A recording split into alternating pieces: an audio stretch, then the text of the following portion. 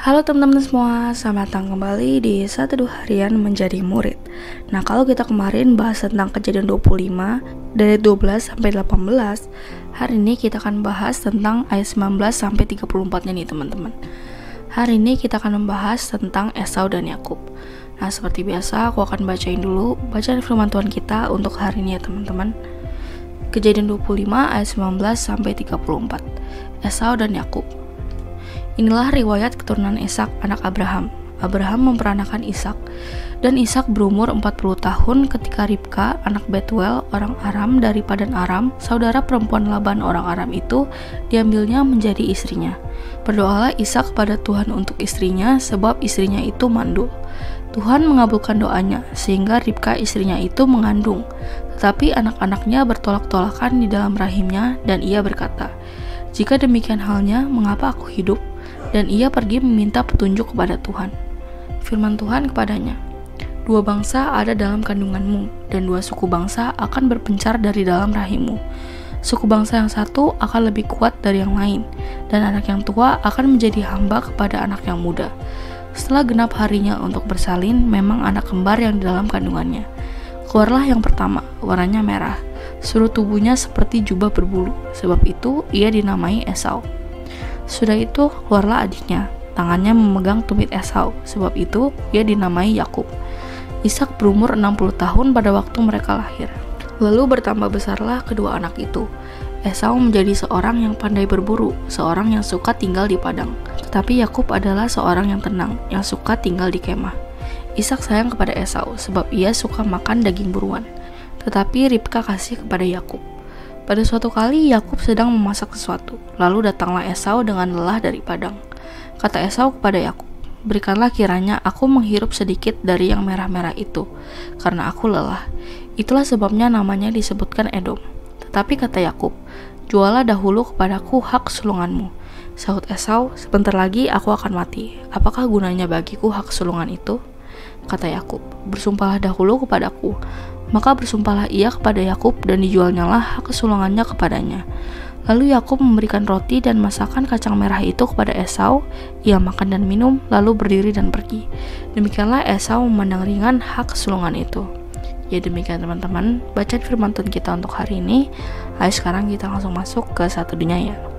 Oke guys, jadi kali ini regenerasi dari garis keturunan Abraham menurut keturunan Ishak nih guys. Nah, kemarin kan Ismail udah, sekarang gilirannya Ishak nih. Nah, di 19 keturunan Ishak itu demikian. Abraham memperanakan Ishak. Kalimat ini untuk mempertegas garis keturunan dan historiografi atau garis sejarah. Nah, di 20 saat Ishak berusia 40 tahun, dia ini memperistri Ribka. Fakta kronologis berharga yang dinyatakan di sini untuk pertama kalinya itu membuktikan bahwa Ishak menikah 3 tahun setelah kematian ibunya. Ribka adalah anak perempuan Betuel, orang Syria dari Padan Aram, anak perempuannya saudara Abraham. Nah, lalu di 21, Ishak berdoa agar diberikan putra sebagai pewaris janji Tuhan. Nama Tuhan lebih jarang muncul dalam Toldot Ishak dibandingkan silsilah keluarga Terah nih misalnya. Nah, Ishak ini berdoa sedemikian karena Ribka istrinya itu mandul.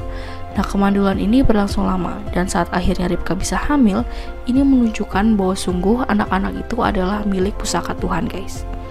Lalu di 22, anak-anak dalam kandungannya itu tarik-tarikan di perutnya Ribka.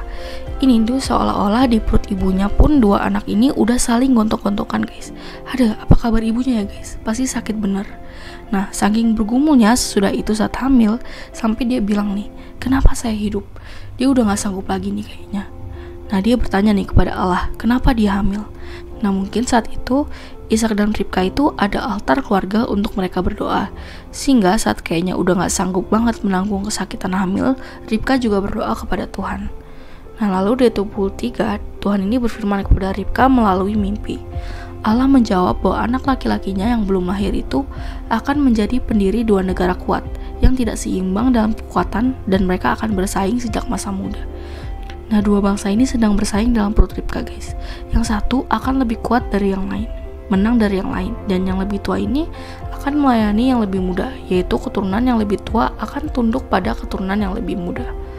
Nah, lalu di 24, waktu melahirkan tiba. Lalu di 25, yang pertama keluar itu warnanya kemerahan dan berbulu guys. Nah, dia diberi nama Esau yang artinya yang berbulu. Nah lalu di 26 setelah itu keluarlah saudaranya dan tangannya itu memegang tumit Esau. Akhirnya ia dinamakan Yakub. Nah lalu di 27 anak laki-laki itu tumbuh. Esau ini menjadi ahli dalam berburu, karena itu dia bersifat kasar, berapi-api dan liar, dan juga ia sangat berpetualang nih. Sementara Yakub ini anak rumahan, dia sopan santun, lembut, dan ia baik dalam karakter dan kehidupan. Nah di 28 dikatakan bahwa Ishak itu lebih sayang si sulung Esau, karena ia senang makan daging buruannya si Esau. Nah Ishak ini adalah seorang yang pendiam nih, makanya dia terpesona pada Esau anaknya yang memiliki temperamen cemerlang dan juga energik. Sementara Ribka sang ibu ini lebih tertarik pada anak yang lembut dalam watak dan mau membantunya mengurus rumah tangga. Karena itu Ribka lebih mengasihi Yakub. Nah di 29 suatu hari ini Yakub lagi masak. Ia sedang merebus kacang merah. Nah saat itu Esau datang nih dari ladang, kecapean kayaknya. Nah lalu di 30 Esau berkata nih pada Yakub, "Beri aku makan masakan yang kamu masak itu, karena aku sangat lapar." Nah lalu di 31 Yakub berkata nih kepadanya, jual dulu hak kesulunganmu. Nah guys, hak anak sulung dalam keluarga Abraham itu adalah yang pertama, suksesi warisan Kanaan. Yang kedua, kepemilikan atas berkat perjanjian yang diteruskan melalui berkat dari pihak ayah. Lalu yang ketiga, turunannya itu menjadi anak perjanjian.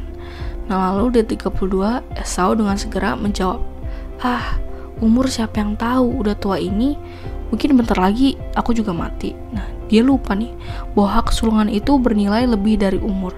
Nah ia akan diteruskan generasi ke generasi. Nah dengan sembarangan dia memberikan hak kesulungan pada Yakub. Nah lalu di 33, Yakub berkata, "Bersumpahlah kepadaku hari ini." Dan di 34, kemudian Yakub memberi roti dan semangkuk sup kacang untuk Esau. Dia makan dan minum dan langsung bangkit pergi. Potret grafis pikiran yang sangat duniawi, yang hidup semata-mata untuk pemuasan selera, dan saat puas langsung cabut guys. Nah jadi Esau ini meremehkan hak kesulungannya, dan dengan demikian kitab suci menyatakan kesalahannya dan menggambarkan pelanggarannya. Too bad ya guys. Ya jadi segitu aja firman Tuhan kita untuk hari ini. Sekarang aku mau kalian buat refleksikan ya guys. Nah guys, hari ini kita belajar bahwa kita itu harus menghargai anugerah dan hikmat perjanjian dari Allah. Di sini Esau menganggap remeh tanpa memikirkan dampak panjang dari kesembronoannya menjual hak kesulungan. Nah lalu apa yang bisa kita terapkan nih guys?